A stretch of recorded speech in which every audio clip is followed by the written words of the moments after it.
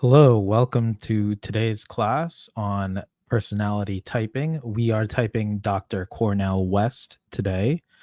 This is a live informal typing class, and yeah, no accuracies guaranteed. When you're trying to figure out a type for someone, you're just doing your best guess. The order of events today is we're going to go over a little bit of the previous person's type, which is Jill Stein. And then we will look at different video clips of Cornel West. Got a bunch of videos today, so it may be a longer episode, but we're going to be able to cover the different angles and really see the type. I'm not going to stay on any clip for too long, so you'll be able to see different angles of how this kind of person or this personality type can possibly show themselves in the public discourse and interviews and things like this. And it's a fascinating brain. I think Cornel West is a very interesting person to look at. And yeah, there's a lot to learn. He's very knowledgeable. And then I'm going to share the final guess as to Cornel West's type. And then we'll look at what is my next episode going to be about in 2 weeks as far as the live typing goes. But without further ado, let's get started.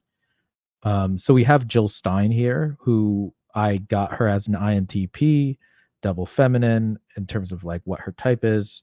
Yeah, she has a very, relaxed,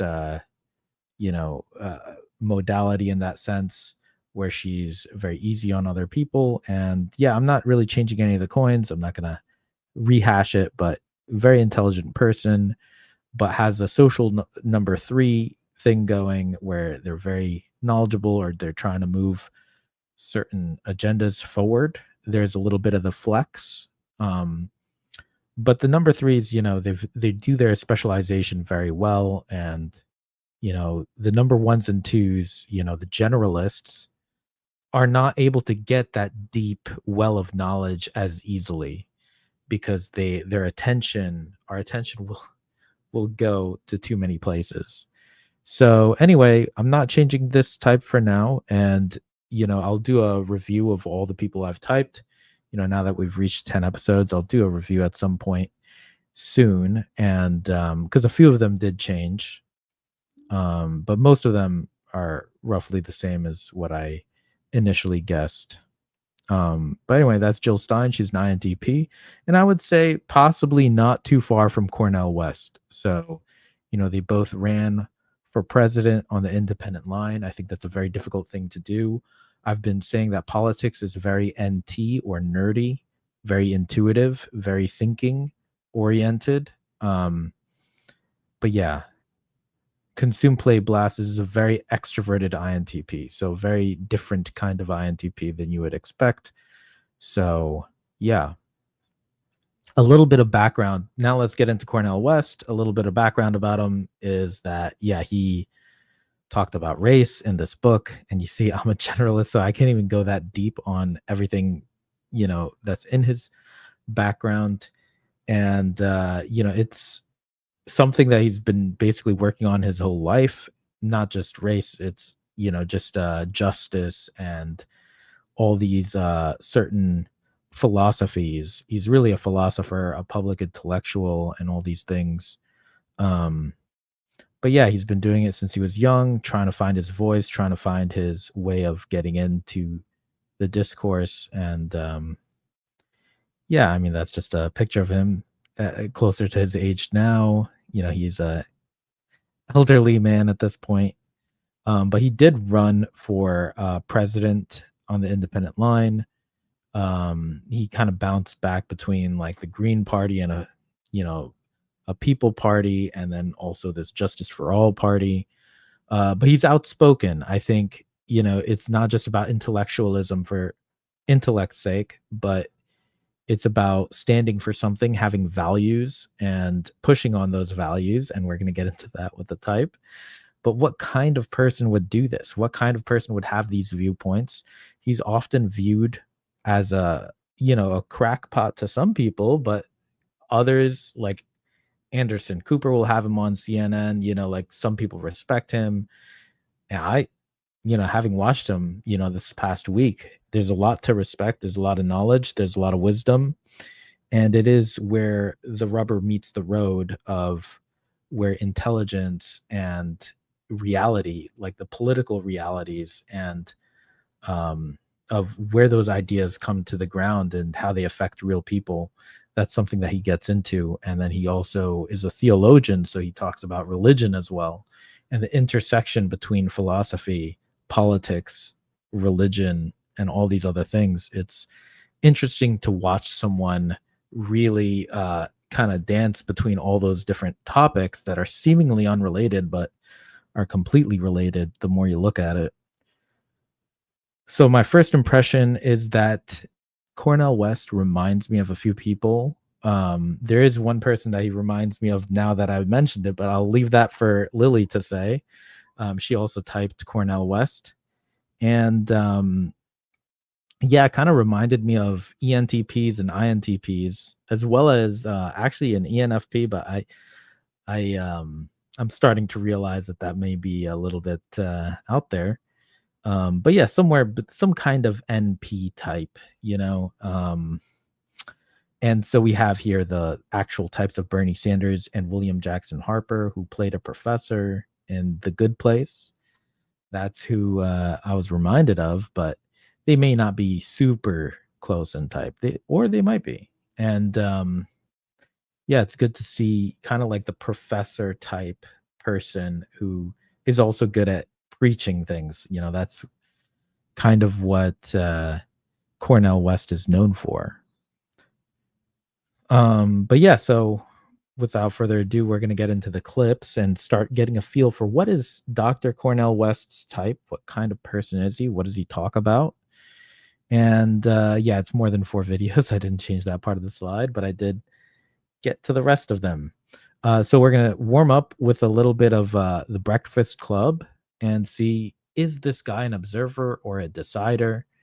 That's an easy one to start with for him because you'll see something pretty fast. But I'm leaning observer, so that's basically your EPs or IJs. But yeah, let's watch the clip. Get out of the mind frame where I only can vote for Democrat or Republican, right? I say it all the time. A lot of people are from years and years and years of grandparents voting Democrat and great grandparents and then parents and then yourselves. How do we get them out to think outside of the box, right? Because automatically when somebody sees somebody running as an independent, they think, well, he is or she is, there's no way that they can possibly win. They're just somebody in there to start trouble and to mess up the Democrats. So how do we get people to change that view? Yeah, I think part of it is, Curtis Mayfield got this song, No Thing on Me. I'm so glad I got my own, so glad that I can see. My life is a natural high. The man can't put no thing on me. It depends on what you see. When we see, we have to see a system. You can't just look at two parties. You got to see how both of them are tied to Wall Street and Pentagon, both of them tied to war, both of them tied to greed. And so you have to have an understanding of how the system operates and then say, I want to be critical of the system. I'm not just critical of Trump's gangsterism. I can see how Trump's gangsterism is inseparable from Biden's genocidal policies, facilitating genocide in Gaza. So you begin to see how the system operates and connects what's happening with the Palestinians in Gaza, but what's happening in black folk in Harlem, what's happening with poor whites in Kentucky, what's happening with poor Latinos in East LA. And that is a different way of seeing the world. That's why our artists at their height, the Nina Simone's and others, they help us to see things we didn't see. Mm-hmm. And then the question becomes, how do you implement? How do you execute? Usually when you see and you raise your voice, you get incarcerated or assassinated. That's what the system does to free black people. So you have. All right. So yeah, that's what the system does. We're getting some system talk. So that is observers, basically. Deciders will push the blame onto something else usually, but observers, we talk about things in terms of systems and things. We try not to blame a specific person. And yeah, so he's got some of that going on, and it is probably an EP, not an IJ, because he's looking at the multifactorial nature of things and speaking to that very well, but that's a bit of a jump. We'll keep watching different clips here. So that was Breakfast Club. It's a good one. But here is a 3-person panel with actually one of the people we're gonna type in 2 weeks, Norman Finkelstein. But it's basically gonna touch on a nuanced point that Dr. Cornel West is going to talk about, and that's kind of the consume play way of thinking. Is we're looking at multiple factors of things and not trying to make one specific conclusion. It's the opposite of the sleep blast, Dave Powers kind of way of talking. It's like, hey, there's a lot of things going on, and let's actually talk about all of them. So let's watch the clip.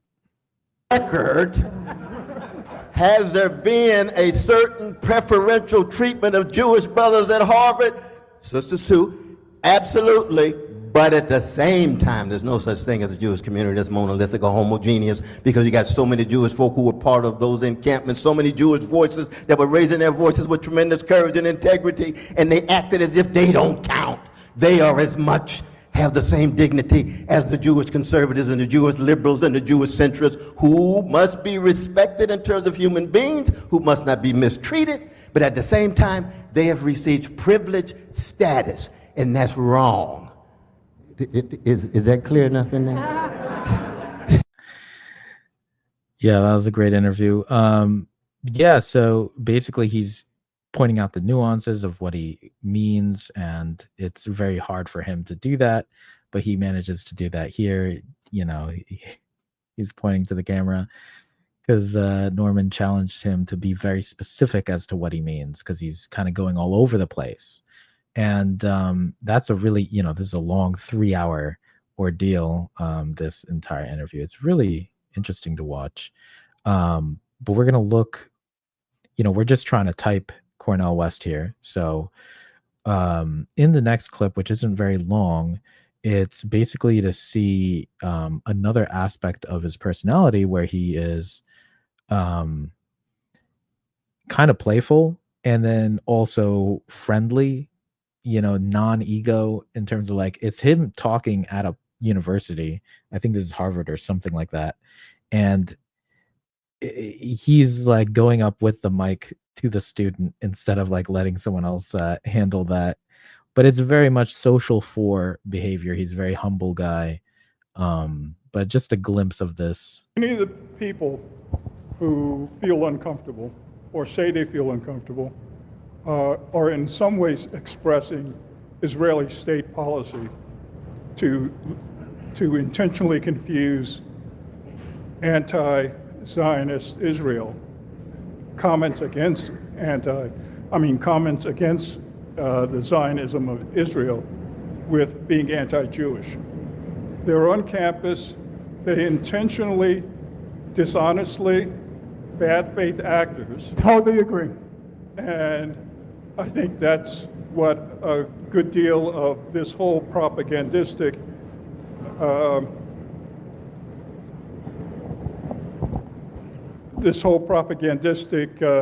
direction. All right. So that was a good example. Like, he's going up there with the microphone and he's like talking, or he's letting this other guy talk. It's a very humble gesture. You're kind of the speaker at this event, but he's going up there with the microphone. And now someone who works there is, handling that part finally, but it's okay. But yeah, it's just, you got to love them, for that. Definitely like those people.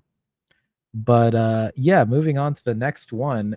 There is a very hard coin. There are a few coins that are very difficult for Cornel West in terms of typing, right? Like when we're trying to figure out someone's personality type.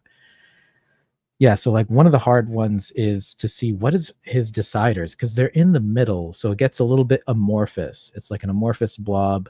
What functions are you using? How are you relating with people?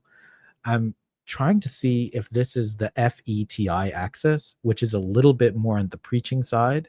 And here he is talking to someone, about, I think the context is a little bit of Christianity, but they're really talking about other things like justice and, certain values and ethics. I mean, he is a theologian after all. But yeah, let's see what kind of decider functions is he using. You know, these observers, it can be difficult to see because they have it in the middle. Can't use no cowards. That's the thing about it. If you're full of the spirit, but you're still a coward, then how are your deeds going to be manifest? If your deeds not manifest, how are you going to be a force for the kingdom? How are you going to be a force for good? How are you going to be a soldier in the Lord's army? You know, I got the word, but I'm just too fearful to speak out in solidarity with other folk who are suffering. Well, I think you need more of the word. You need more of the blood. You need to be, what did Jesus tell Nicodemus? You really got to be born again. Born again? I already been born again. Have you been plunged all the way deep in the blood? One of the problems these days at these churches, man, these market-driven churches, is that the blood of the cross has been reduced to Kool-Aid. So they come in and get a little dip of Kool-Aid looking for a blessing rather than get fundamentally transformed by the blood and be a blessing. There's a qualitative difference. In Shiloh, we were told once you are dipped into the blood and the water in that baptism, you emerge to be a blessing to others. So basically, you can't be silent. Can't be Because, you know, Martin talked about this too, the apathy of people. Like, what's more dangerous? What's more dangerous to justice? Is it the apathy of people, or is it silence from the church? I think it's silence from the church. I think you're right. I think you're right. But it's that fear. Now, the fear is understandable because, you see, courage is not the absence of fear. Fearlessness is not always a good thing. Fear has a function. You know, if you and I went hunting, Yeah. and all of a sudden you feeling fear, and I said, "Oh, brother you see a Benjamin bear, got fear. fear protects you sometimes. Exactly. Fear's letting you know it's time to get moving. We have to not. Well, if we fit running, you gonna outrun me, but I'm gonna be moving. It just can't be last. Like, I'm sorry for you. I don't run a 21.9 200 meter in high school, but I'm gonna be running. But courage is the wisdom to know when to wrestle with fear in such a way that fear cannot trump you being a force for good. Because fear is always there. All of us have fear. But you work through the fear, but this is where the jazz comes in. You got to have the right timing. You got to get your timing together. You ought to. You see what I mean? Yeah. It's like love. It's got to flow. Even when you celebrating 20 magnificent years of marriage, right? Yes, sir. Then it's been magnificent. And you say to yourself, Lord, in those 20 years, there's moments in which I had to get my timing together. Why? Because the love is so real. But I also know that human beings having all kind of challenges together. You got these beautiful 7 children. I'm going through the same thing in my marriage. You see? So that it's a question of maturity. What is maturity about? Right judgment and spirit and timing. Right, good timing there. And he's trying to bring, in this clip, he's bringing the values across in a broad way of getting people, at least from what I'm seeing, is he's using FE in some capacity somehow. And it seems like it might even be savior. I'm not sure. Really, I don't know which side is up, but it's it feels like he's trying to get everyone on board to this feeling, and people having courage. You know, this is something I really heard a lot from Maya Angelou and Oprah a bit, and it's this this intuitive plus FE talk. It's very spiritual, it's very preachy, but it's good. It's good stuff, and it's important to not just know your values, but use that knowledge of your values to then speak up about it and to have that courage. And and what does it mean when you are living that life with, the family or whoever, like standing up for them and fighting for what you care about? I'm trying to figure out what this whole FE thing is, and it's at least that's what I'm seeing here. And there is another clip within this. There's a lot of nuggets. Cornel West is one of these people where, like, it's very hard to start and stop. That is the dilemma with skibs. You don't know when you could just stop us from talking and then when to start. And Yeah. Israel, Gaza, but that's not the only conflict. There are things going on in Nigeria. There are things going on in the Congo. There are things going on at home. So in this clip, we're basically going to look at like, how is he is he FE talking this out? Whatever is being discussed, is he kind of, trying to make the values equal across multiple types of people, multiple cultures? That's kind of what we're looking for, if it is FE. How do we break systems from a policy standpoint, even that are unfair? In so many ways, it goes back to Martin King. When Martin said it's poverty, it's racism, it's militarism, and it's materialism that will ring down the curtain on the American empire. There's been 70 empires since the beginning of the species. United States is 68. Every empire comes and goes. And the challenge for the U.S. Congress is they're living in a moment of the decline of the American empire because of militarism. 800 military bases around the world, over 4,000 around the world, which means a whole lot of the money that could go to dealing with poverty and education goes to weaponry. The racism is still deep, not just against black people, against indigenous people and other peoples as well. And I want to say something about the anti-Jewish hatred, because anti-Jewish hatred and what people call anti-Semitism is as real as a heart attack. It's been around 2,500 years, but must be always resisted. But very much like black folk in Liberia, we went to Liberia, what did? We subordinated the indigenous people in the name of America as black people. Well, even Jews who have been hated for 400 years can go somewhere else as human beings and hate others. Even if they have been subjugated, they can subjugate others. It's a human thing. It's a matter of standing contact with their humanity. So the U.S. Congress has to recognize that given this moment of decline of the U.S. empire, the militarism, the deep racism, the role of big money, where so many of them are tied into the donors and beneficiaries so they can't speak their minds. Most of our black politicians can't say a word about Gaza because they are so afraid that their donors who want them to have a certain view and perspective on Israel and the Middle East will no longer give them financial support. So they got nooses around their neck, but it's not just Congress. It's black organizations, NAACP. Yeah, so he's just looking at the consistency of the values across, and are the values being upheld, across these different cultures and races and groups of people, where even if someone is wronged, are they going to go ahead and wrong other people because of that trauma and things like this? And, everyone, whether it's black people, Jewish people, Americans, whoever, bad things happen to them, and then they do bad things to other people, and it's something that he's tracking. So it's more about the FE of holding up certain values and pushing for those, irrespective of where someone is coming from. And that's where I'm seeing the FETI axis. I do hear that a lot. And it's about like consistency, being consistent with your value structures. Anyway, it's different from how I think with TEFI, and but it ultimately ends up being the same. We're not all that different. And I did see a lot of NF in that clip, but let's see if it's NF or NT. This is a very difficult thing to see with some people. Is someone more on the nerdy side, or are they more on the hippie side?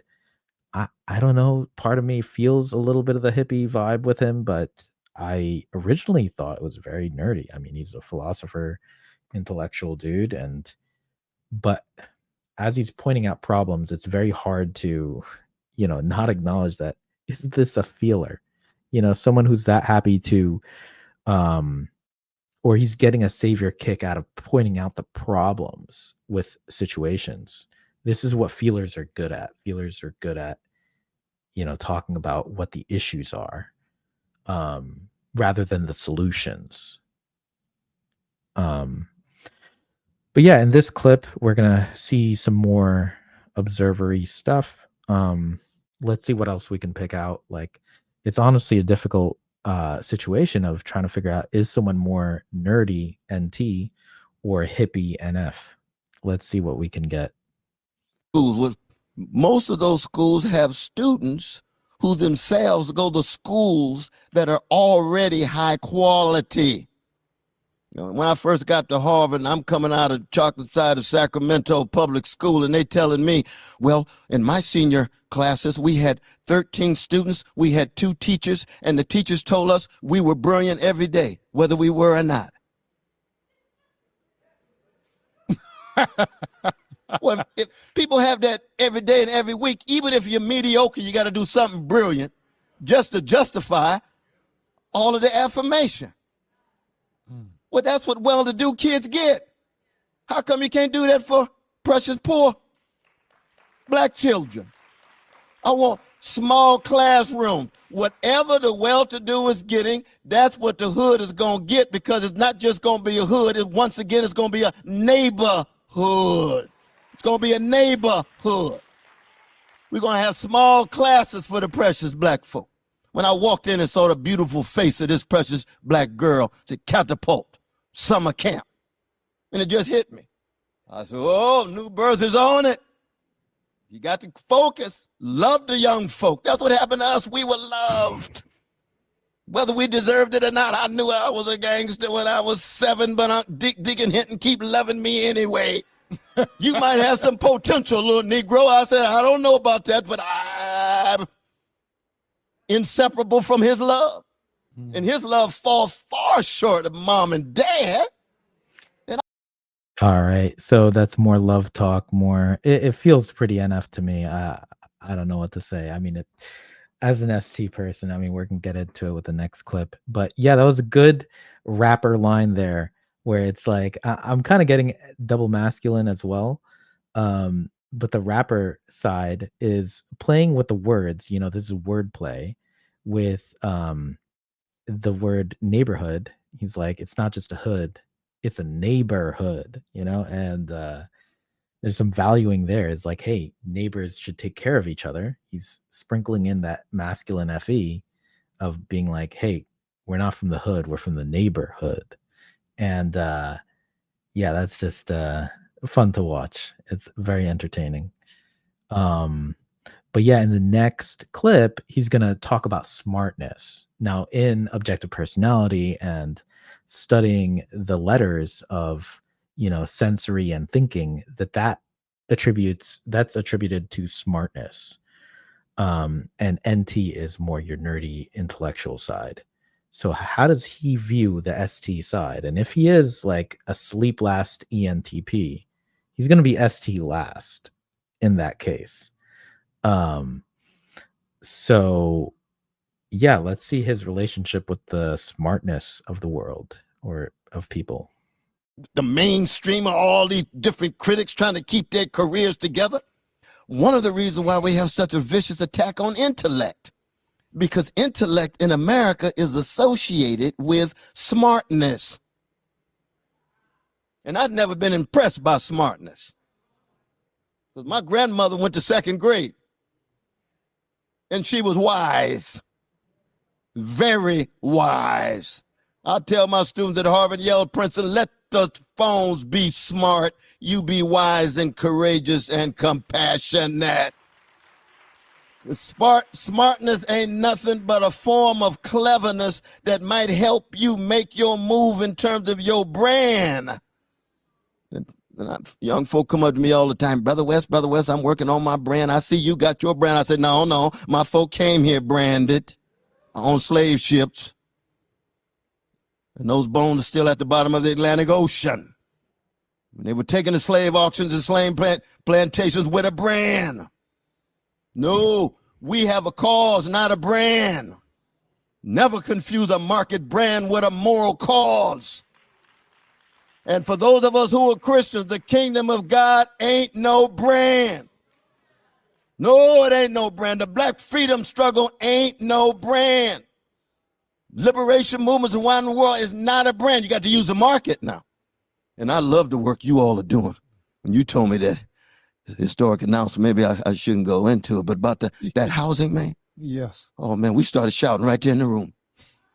Oh, do people know about it yet? Not yet. Hold on. Whoa, Hold on.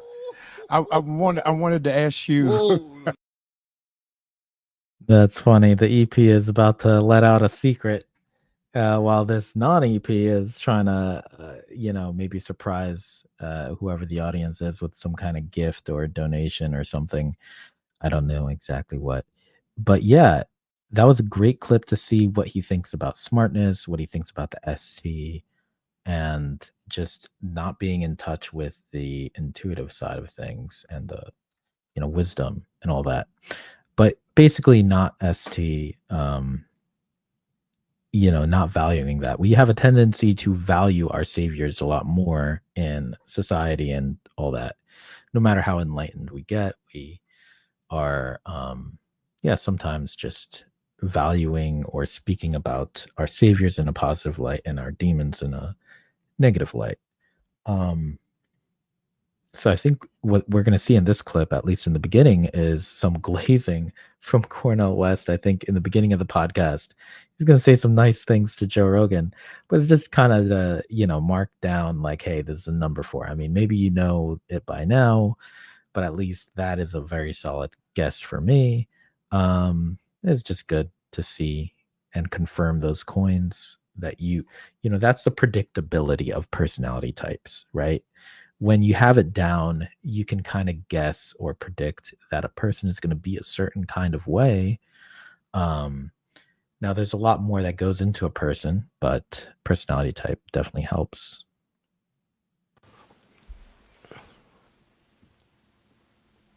Boom, and we're live. How are you, sir? Oh, brother, I'm so blessed to be here, man. I want to salute you, the work that you do, and the fact that you were one hell of an artist, man. I'm telling you. Well, thank you very much. Coming from stand-up comedy, man. Ooh, at strange times.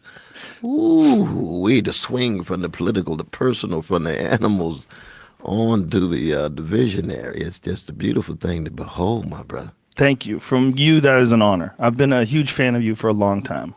Well, so for you to say that to me means the world. Oh, it's a deep thing, and I can see your love for Richard Pryor, man. I walk into your space, and I'm just transformed by the geist, the spirit, the esprit of this place, man. All right, we gotta stop that clip because it's too much, positive attention. But yeah, I mean, that's really good. It's really nice to be around people like that who are able to just seamlessly, genuinely give these compliments and praises and all that, like, because it's coming from a real place. It's authentic. And so that's the friendly side. But the question is this person, is Cornel West, Dr. Cornel West, is he an ENTP or is he something else? We're still trying to narrow down the type. Let's see. Of American society would be indicted. Yes. Deeply indicted. And it's not a matter of hating the rich, because I don't believe in hating anybody individually. I hate greed. Yeah. I hate injustice. I hate white supremacy. I hate anti-Jewish prejudice. I hate anti-Palestinian prejudice. I hate patriarchy and so forth. But the human beings where these ideologies filter through are still human beings. Yes. You see what I mean? So that's the beginning of it. Now, of course, part of the question here has to do with, they'll say, well, we wasted this money on the poor. You say, well, wait a minute. Donald Trump just passed a $750 billion military budget. Democrats voted for it, too. How much waste is in the military? Why is 60 cents of every $1 coming out of the federal budget tied to the military? Why is there no close oversight and accountability of it? How come American people don't know about the 4 countries that we're bombing or assisting other countries in bombing? And we can go right down: Pakistan, Afghanistan, Yemen, absolutely, Mali, Niger, Somalia, Iraq. I mean, we can go on and on and on, right? How come we don't know about the 4,800 military units, 587 around the world? We got U.S. special operations in 128 countries. There's only 197 in the world, right? What about the soldiers who die? Hardly any talk about it. What about the innocent people we kill? Hardly any talk about it. What about the drones that we're still dropping? And not always on military combatants, but innocent people. Almost primarily children, on innocent people. Sometimes even disproportionately. Those are precious people too. Yeah. And they have the same value as anybody in Ethiopia, America, Chicago. Do you feel the and so drones forth. are particularly insidious because it doesn't even seem like it's really happening because it's a robot doing it? Absolutely. And it's done long remotely. distance, Yeah. remotely, no don't see human it. sensitivity Yeah. at all. Apparently, the PTSD that's suffered by those remote drone operators is pretty profound too.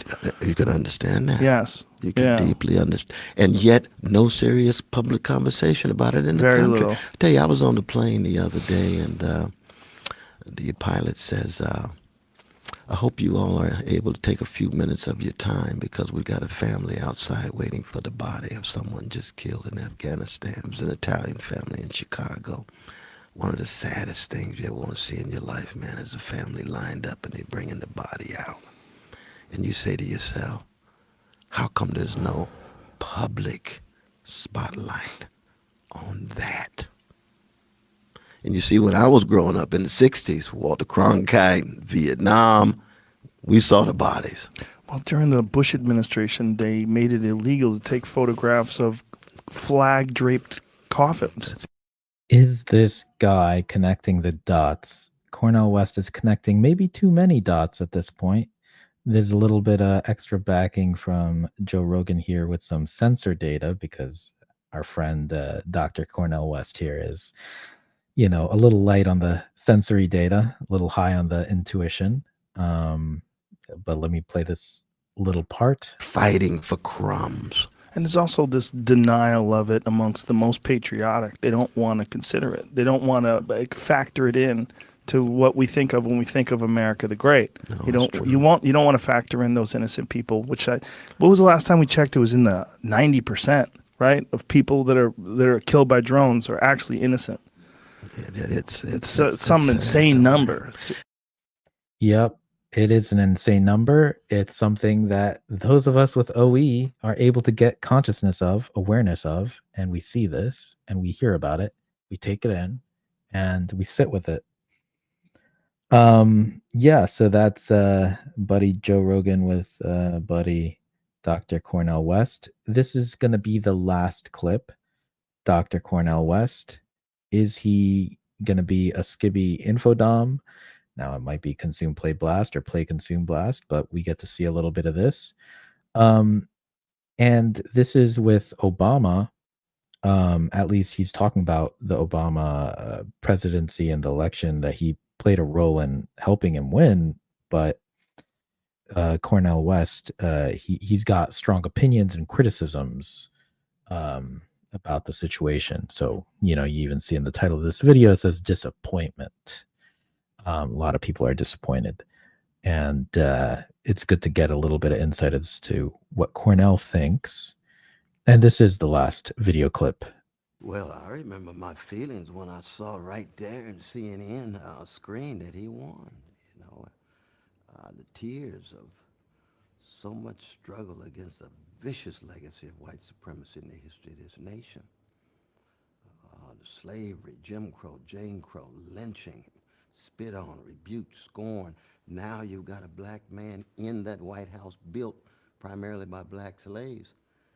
That's a moment that I think all of us of all colors who have a care about human beings and the future of American democracy would feel very, very deeply. I'd never forget that as long as I live. Very, very much so. But then the question became, now that we have the success, let's see whether it'll be greatness. See, success and greatness not the same thing for me. Success is being in a position of authority, power, and influence. Greatness is what you do with it. When I read in Ron Suskind's text, Confidence Men, Wall Street, Washington, and the Education of a President, of that meeting that took place March 2009 with those 13 firms, 7 of them head Wall Street leaders. And he walks in and he says, I stand between you and the pitchforks, but I want to let you know I'm on your side. I will protect you. That's what you say to poor people. That's what you say to working people. That's what you say to black people, brown people, red people, yellow people, women, gays, lesbians, trans, the ones who are being pushed to the margins.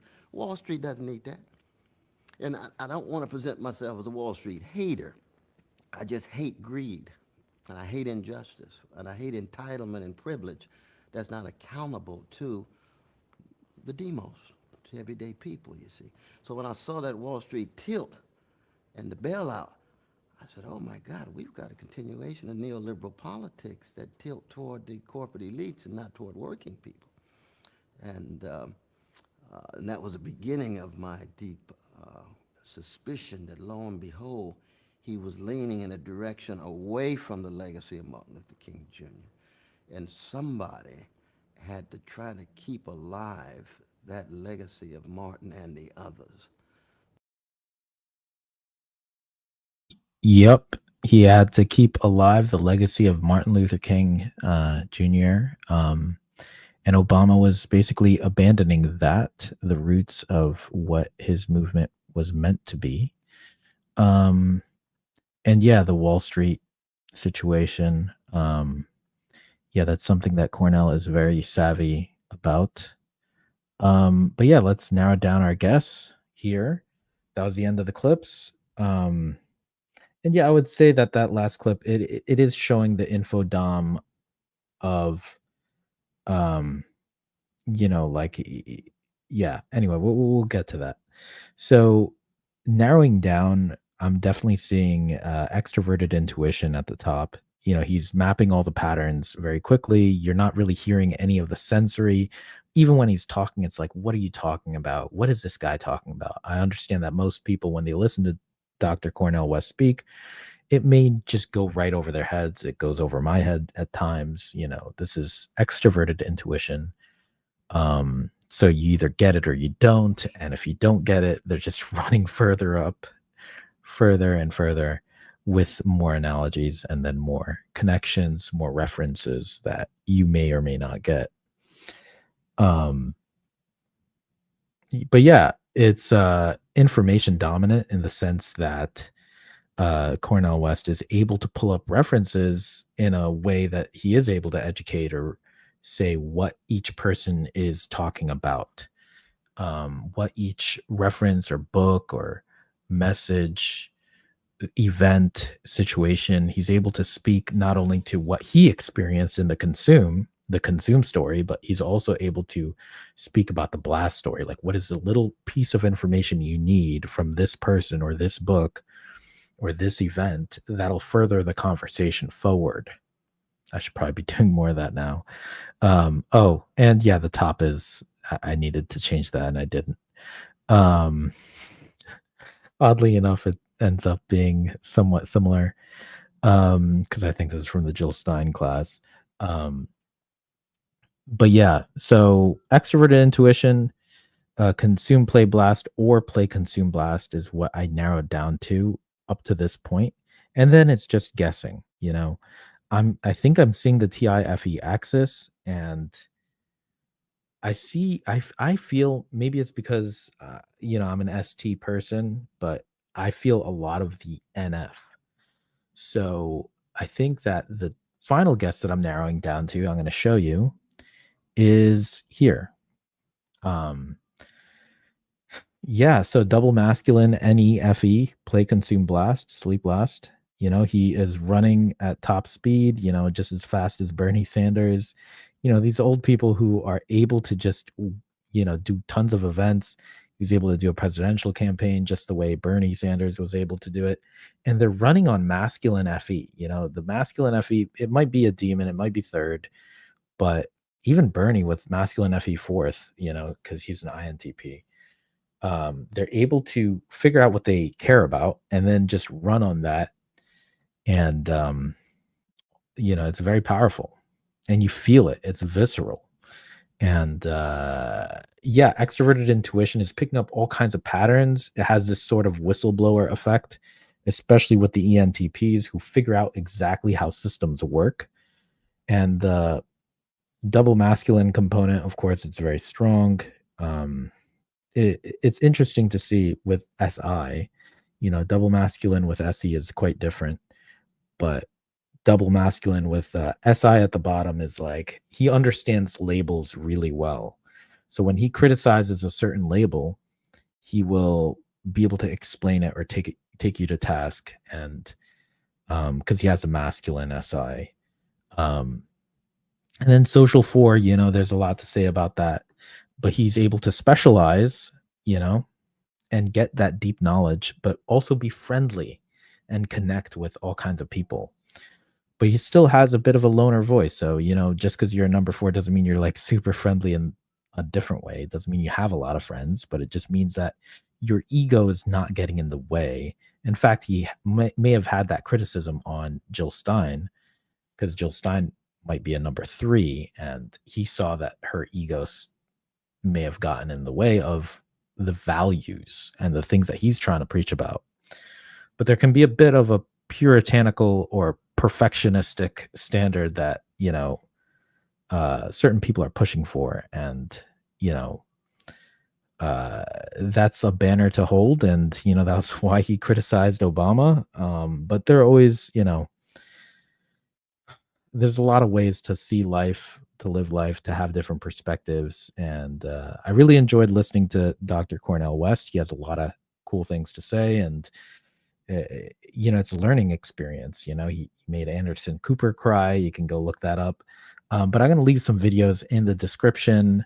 I think this is the professor everybody probably wish they had if they're studying this kind of stuff, or they care about justice or something. I don't know. I certainly wish I had him as a professor for something. But in lieu of that, you got plenty of videos to watch. But yeah, there's a lot of things that need to be articulated, and he's able to talk about them and hold the line on certain values where a lot of modern people kind of let go of philosophy. They don't know how to use intellectualism, and, you know, a lot of the answers are with the older texts, older people who had more courage, people who spilled blood in the past. You know, like he talks about Martin Luther King and all kinds of other people who, you know, W.E.B. Du Bois. I don't know exactly how you say his name, but there's all kinds of figures. Ida B. Wells. Yeah, I don't know enough. And, you know, a person like this, just like kind of with Jordan Peterson, is they help you learn what you don't know, because they've kind of tracked the entire system of like what there is to know about philosophy, about intellectualism, about politics, about systems, how the system works. It's kind of a post whistleblowing phase because everybody kind of knows that there's corruption. But how do you navigate those systems of corruption? How do you bridge the gap? And what do you do about the empire? And he mentioned that there's 70 empires, and the United States is the 68th empire. How do you study history in a way that you can make sense out of all of the things that are happening now? How do you stand with working class people, you know, while keeping things somewhat stable? But anyway, that's my final guess for the type. There's a lot going on, but there is an alternate guess, and that's the NETI version. This might actually be his type. But I couldn't help but be pushed by a lot of the FE. That's why I kind of guessed this way. But Lily's going to make a video about Cornel West, and I wish her luck on however she typed them. But yeah, there's a certain someone that she was reminded of that I do think that she might be onto something there. So definitely check out her video. And yeah, that's Dr. Cornel West. I really enjoyed typing them. For now, I'm in the double digits of episodes. This is episode 10. It's a bit of a special one for me, and I'm happy to keep this thing going. But yeah, before we totally end on Cornel West, he says that he's a blues man in the life of the mind and a jazz man in the world of ideas.